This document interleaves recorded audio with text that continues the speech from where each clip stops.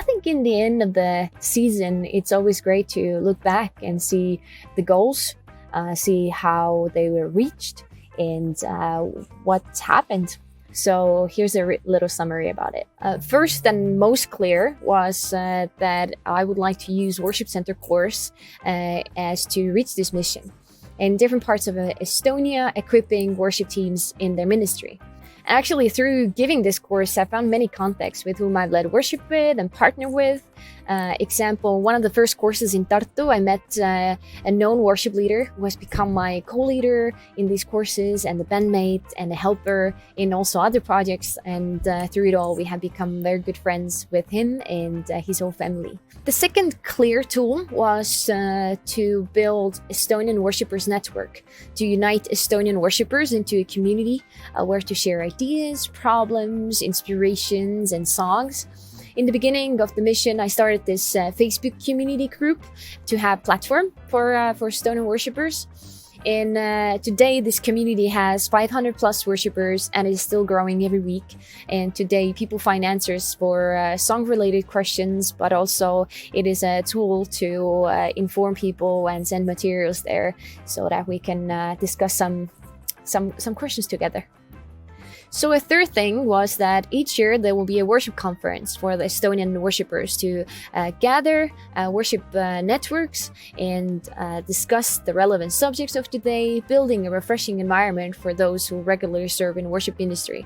Well, first year, it was too quick, so I wasn't able to organize one myself, but God knows what he's doing, and I was invited to a seminary, to give a seminary and a workshop to a youth conference with a focus on worship. So there was a worship conference. But the second year, we organized the worship conference together with the theological seminary, especially for those serving in the worship ministry. It's a time where we started a wider conversation about copyrights and especially about official translations, but also the environment to learn among other 100 worshippers and pursue God those days were experienced as refreshing and empowering. So we managed to reach the goal with the second year conference. But the third year, we were so ready to do the conference. Everything was organized and prepared. We called it the True Worship Conference. But a week before, that was the one which we had to cancel because of the virus, and we did not manage to do the conference. But among different things, we translated the book called True Worship by Wogan Roberts, and we wanted to have more materials about worship, so that book got translated, and instead of a conference, I put my energy into selling that book. Fourth tool was just to lead worship in different places with different bands and serve this way in Sundays or other gatherings. But God has special ways leading people together, I believe, and the band Mission Estonia Collective has been the group I have spent my most time ministering with. Weekly band practices and regularly serving in different locations. We have had some rough times among powerful ministering times. God has definitely led this group together, and as we have seen the people being touched by God, hear how God has been speaking through the music, stories of healings and in surrendering to Christ and so forth. Fun fact, this summer I am invited by this special young woman to be in her worship band in a youth camp. And the night she got saved, that was my first time leading worship in their youth night. Today I can be supporting her, and she will be the one leading.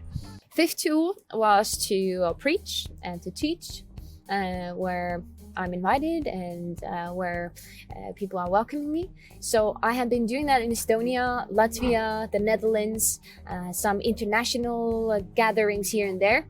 Before starting this mission, I was actually scared that I would not be enough and I'm too young and who would want me. But the truth I have had to learn over the years is that when God sends us, He prepares the way as well. He has provided me with wisdom to speak and teach. God has been teaching me to use the invites also as discipleship. I'm often taking people with me and giving opportunities for others to share as well.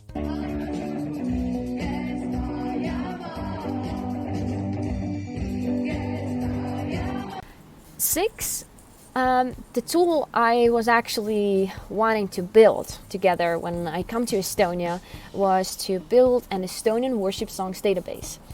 To fill the need for a database, which includes official approved singable Estonian translations and original Estonian songs.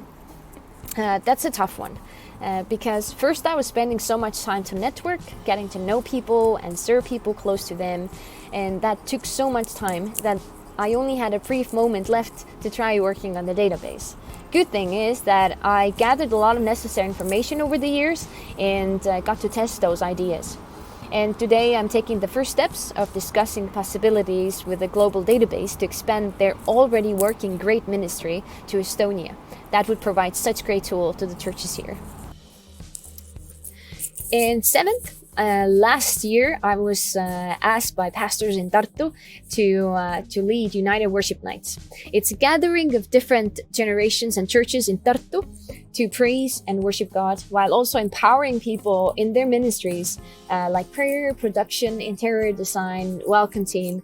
It has been each month happening, and a lot of people have come. I think over 300-400 people have come by and been part of those nights, being refreshed, being encountering God, and serving one another and encouraging one another.